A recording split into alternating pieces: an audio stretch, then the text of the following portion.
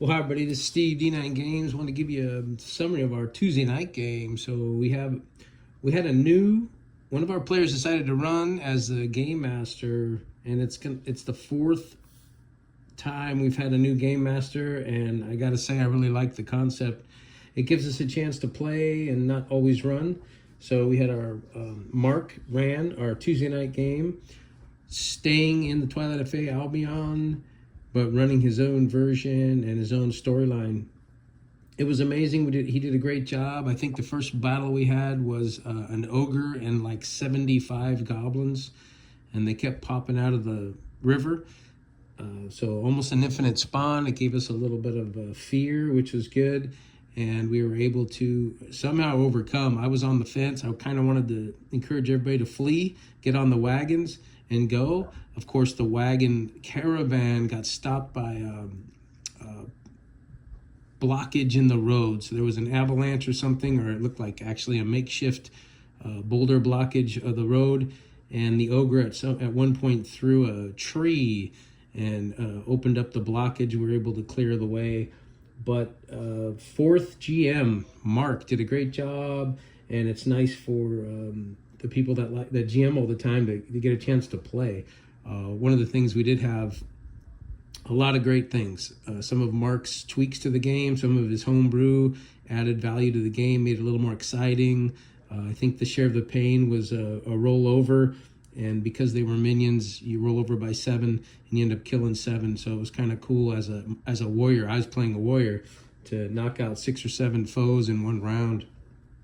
One of the things I did notice, Mark likes to use a GM screen, so he knocked it over about 3 times, including some coffee spill, and so it was kind of funny. More than anything else, we're able to get it cleaned up and back on the road. But I don't typically use a GM screen for some of that reason. But I thought it was kind of funny.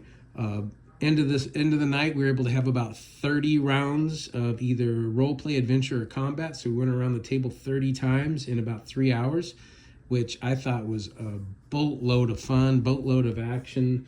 And I know Mark was a little surprised at how quick it was when it got around to him. As for the Monster Mambo, he was able to just move a couple figs and say, okay, who's next? So that's kind of nice. But today's topic is new player tips. I want to throw about a dozen tips at you as a player. Next video, I'll try to run GM tips, but this is for the players. Number 1, as a new player to a game, whether you're starting a new game with people you don't know or friends you do know, you want to get with the game master and ask them a simple question. So this is number 1. How can I add value to your game? So as a new player, you want to ask the game master how you can add value to their game. And that answer is going to be different for every situation. Every game master is going to have their own take and what they're looking for. As a GM, which I normally am, I would answer that question as maybe go pick a mini, choose a class, try to choose a class that's going to help the group, try to be a team player, be on time. So I'm going to go over all these tips right now. Number 1, though, is ask the game master how you can add value to their game. Number 1. And again, that answer is going to be different for every single game, but that's the first tip I would give a new player. Number 2, I recommend, and I think it works really good, is to go pick a mini. Pick a mini that you're excited about. Pick a hero mini that kind of likes the theme, coordinates with the theme that you're looking for, and then build around that. So you're going to build a character based on the mini you like. It's a little easier. Of course, you can do it other ways. You can go and create a character class that you have in mind and play it, but I really like to do a mini, and the reason is you're going to be able to be a little more immersive at the table with a mini that matches the weapons and the armor you have and maybe the class you end up choosing. So number 2, go pick a mini that you really like, that really inspires you, and build your character around it. Number 3 tip for new players: take it easy on your backstory. Maybe a couple of bullet points of what your character's all about, some of the backstory that you're coming from, but we don't need a book. We don't need 3 or 4 or 5 pages telling us what you're all about. You're going to be creating your own story as you go on the fly. That's what the cooperative storytelling is all about in TTRPGs. So take it easy on your backstory. Number 4, be on time. Be accountable. Show up half an hour before game time. Well, we usually call our game time 5:30, so we know around 6:15 we're going to start the game so that we can have pizza and snacks, cookies, drinks, and chit-chat about our day. Because these are your friends. So you want to chit-chat with them. You want to catch up. Everybody's there to have a good time. And it's about the fellowship of the friends. So be on time. Number 5, if you're given a role, and in our game we like to pass out roles so that we get everybody kind of involved. Of course, you might have seen one of our other videos where we have a mapper, we have a treasurer, we have a caller, we have a leader, we have a general, we call it. Or you might wrangle monsters for your GM, depending on how you're running your game. But be accountable to the role you're given. If you're given a role, take care of business and pay attention and take care of that. Number 6, do not be afraid to make mistakes. It's better to have a game that's flowing and quick than it is to slow it down. So one of the things that first pops into my mind for this is if you're playing a mage and you're not sure how to run a spell, or you're going on your character sheet and you're looking up a bunch of crunch, just feel free to make mistakes. Don't be afraid. It's better to have a game flow, and it's a little more exciting when you do make some mistakes. It's a little more fun, I think, in my opinion, even as a player and as a GM. So don't be afraid to make mistakes. Number 7, declare what your player is doing, not necessarily reciting a mechanic. So you look at your character sheet, you've got these little tasks, skills, talents that you have ease with, or that you have an advantage with, or you're good at. Just tell them what you're doing, and then if there's some kind of bonus involved, that's great.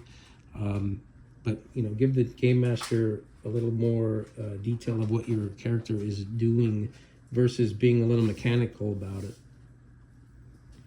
Number 8, be cooperative with not only the game master but the group. So don't split the party. Don't PvP. Just get in there, figure out what your team wants to do as a whole. Be a team player. Remember, there's 6, 7, 8, 9, 10 players at the table that want to have fun, and if you hog the spotlight or do something that's not cooperative, maybe you're gonna backstab one of your own players or steal something. It's fine once in a while, it's cute, but be cooperative, and be cooperative with the GM. They have a lot of times a lot of stuff planned. They've got a scenario. They've worked really hard to set up your game, so you're going to want to give them a little grace and be cooperative with that. Number 9, pay attention. Stay focused, be in the game. That's why I like to give out player roles, so they can be having a task to do to keep themselves on point and focused with the game. Stay off your phone. Don't be chit-chatting too much. A little bit's fine, but I mean, you step aside and play Candy Crush with your friend for 10 minutes during the gameplay. It's kind of BS, really, so don't be doing that kind of crap.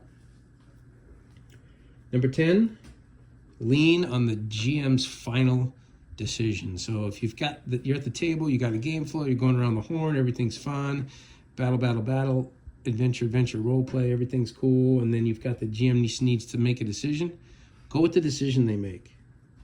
There's times for rules lawyering in between sessions and through text, so don't be doing that at the table. Just say, all right, GM, make a call at the table. How are we going to run this? And go and take what they say as a final. Number 11, do not give unsolicited advice to other players. Let people play through their imagination. They see a scenario, their first instinct is to do X, Y, Z. Don't stop them. No, you don't want to do that. You're a warrior. You need to be blah, blah, blah, blah, blah, blah, blah, blah, blah. Forget that crap. Don't give unsolicited advice. Once in a while, it might be okay if it's getting a little out of hand and the player just has no clue, but wait till it's someone else's turn and kind of get off to the side with them and go, hey, dude, you're a guard, man. You should be getting in there and maybe guarding, but you can do what you want.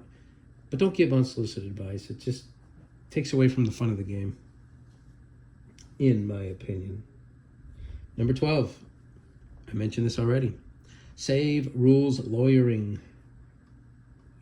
and side quests and secrets and passing little notes between you and the GM, but don't stop the game flow. Maybe do it on text between sessions.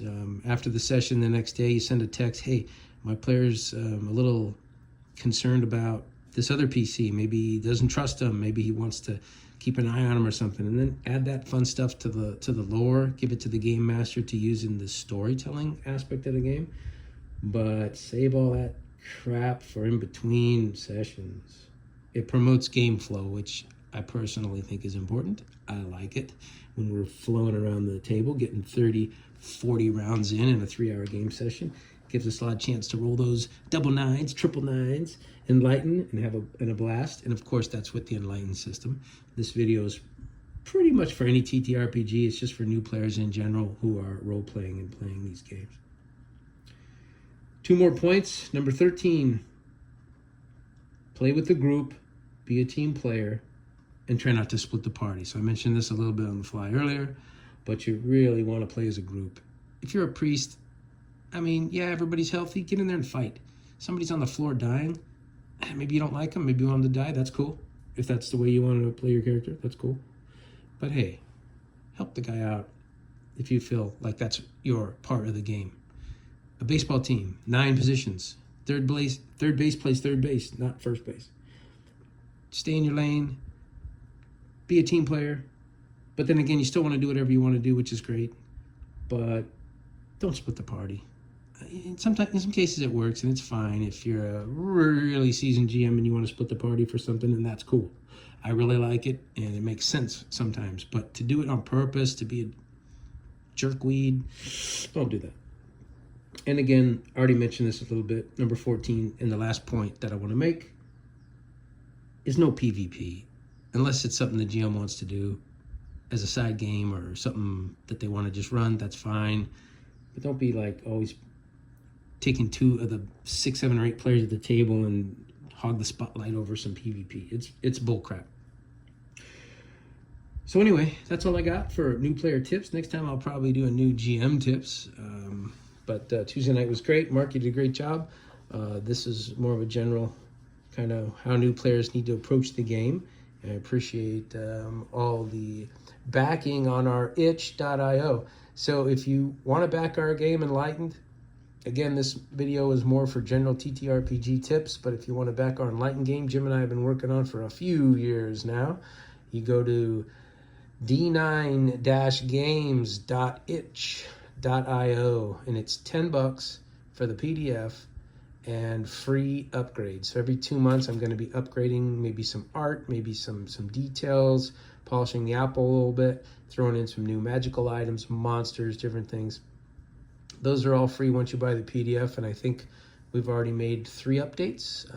Definitely June 25th, April 25th, and February, I believe, were the first of 2025 updates. So we have more updates coming. August 25th is the goal. Sometime around the end of August, we'll be updating the PDF once again. Definitely trying to get some more art, some more details. And then 2026, we're trying to do a book. So we'll be kickstarting a book again next year. But if you want to support and you like what we're doing, hit subscribe, hit like, and jump on d9-games.itch.io and throw $10 in the jar so we can keep this steamboat smoking. All right, until next time, everybody, peace.